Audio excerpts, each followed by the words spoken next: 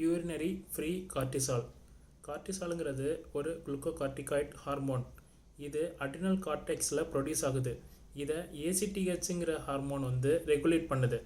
Cortisol எதுக்கு யூஸ்ஃபுல்லாக இருக்குது அப்படின்னா, ஸ்ட்ரெஸ் ரெஸ்பான்ஸ் பண்ணுது, அப்புறம் குளுக்கோஸ் மெட்டபாலிசத்துக்கு ஹெல்ப்ஃபுல்லாக இருக்குது, அப்புறம் பிளட் ப்ரெஷர் மெயின்டெனன்ஸுக்கு ஹெல்ப்ஃபுல்லாக இருக்குது. எதுக்காக நம்ம யூரினரி செக் பண்ணுறோம் அப்படின்னா, அது நம்ம உடம்புல உள்ள ஓவரால் ப்ரொடெக்ஷனை காமிக்கும். அதனால தான் நம்ம யூரினரியில் செக் பண்ணுறோம். பொதுவாக இதை எதுக்கு எவாலுவேட் பண்ணுவாங்கன்னா, குஷிங் சிண்ட்ரோமுக்கு அதை எவாலுவேட் பண்ணுவாங்க. உடம்புல இருக்கிற கார்டிசாலில் 95% ப்ரோட்டீன் பவுண்டு. அதில் மெயின்லி பவுண்டாக இருக்கிறது டிரான்ஸ்கார்டின் அப்படிங்கிற ஒரு ப்ரோட்டீன் கூட. ரிமைனிங் இருக்கிற கொஞ்சமாக இருக்கிற இந்த கார்டிசால் கிட்னியில் ஃபில்டர் ஆகி யூரின் வழியால் வெளியில் வரும். எப்போதெல்லாம் இந்த டிரான்ஸ்கார்டின்கிற ப்ரோட்டீன் சேச்சுரேட் ஆகுதோ அப்போல்லாம் கார்டிசால் பிளட் பிளாஸ்மாவில் அதிகமாகி யூரினில் அதிகமாக எக்ஸ்க்ரீட் ஆகும். அப்புறம் இதை டெஸ்ட் பண்ணுற மெத்தட் என்னென்னு பார்த்தீங்கன்னா, மாஸ் ஸ்பெக்ட்ரோமீட்ரி. அது இதுதான் highly sensitive and specific method.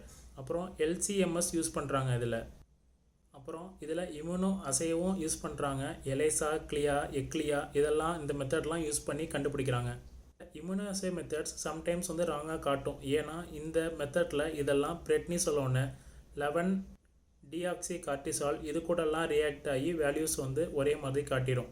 HPLCலையும் இதை செக் பண்ணலாம். அப்புறம் இதில் 24 hour யூரின் கலெக்ஷன் பண்ணுவாங்க. ஏன்னா ஒவ்வொரு டயூரினல் வேரியேஷன் இருக்கும். ஒவ்வொரு டைமும் ஒவ்வொரு மாதிரி கார்டிசால் லெவல் இன்க்ரீஸ் ஆகும், டிக்ரீஸ் ஆகும். கார்டிசால் எப்போதும் நான் அசிடிஃபைடு யூரினில் ஸ்டேபிளாக இருக்கும். ஸோ ப்ரிசர்வேஷனில் ஆசிட் ஆட் பண்ண மாட்டாங்க. அதுக்கப்புறம் இம்யூனோ அசே மெத்தட் எப்படி பண்ணுறாங்கன்னா, வழக்கம் போல் ஃபஸ்ட்டு ஆன்டிபாடி கோட்டட் எடுக்கிறாங்க, சீரம் கார்டிசால் போடுறாங்க, கார்டிசால் ஆன்டிஜனாக ஆக்ட் ஆகி ஆன்டிபாடி கூட போய் அட்டாச் ஆகுது. அதுக்கப்புறம் திரும்பி ஒரு ஆன்டிபாடி போகிறாங்க. அப்புறம் ஒரு சிக்னல் இன்டென்சிட்டி க்ரியேட் பண்ணுற ஒரு சப்ஸ்டன்ஸ் போகிறாங்க. அப்புறம் கார்டிசாலோட கான்சன்ட்ரேஷன் அந்த சிக்னலை வச்சு கண்டுபிடிக்கிறாங்க. யூரின் ஃப்ரீ கார்டிசால் ஒருவேளை அதிகமாக இருந்துச்சுன்னா அது குஷிங் சிண்ட்ரோம், ACTH, அப்புறம் அட்ரினல் டியூமர்ஸ். அதுவே ஒருவேளை நார்மலாகவோ இல்லாட்டி லோவாக இருந்துச்சுன்னா அட்ரினல் இன்சஃபிஷியன்சி, அப்புறம் ஸ்டீராய்டு சப்ரஷன் ஸ்டேட்ஸாக இருக்கலாம். செக் பண்ணதுக்கப்புறம் 24 hours யூரினரி கார்டிசால் செக் பண்ணால் அதில் கிரேட்டர் தென் 300 இருந்துச்சு அப்படின்னா நானோமோல் பர் 24 hour அப்படி இருந்துச்சுன்னா அது குஷிங் சிண்ட்ரோம். சூடோ குஷிங் ஸ்டேட்லேருந்து ட்ரூ குஷிங் சிண்ட்ரோமை இந்த UFC வச்சு நம்மளால் கண்டுபிடிக்க முடியாது.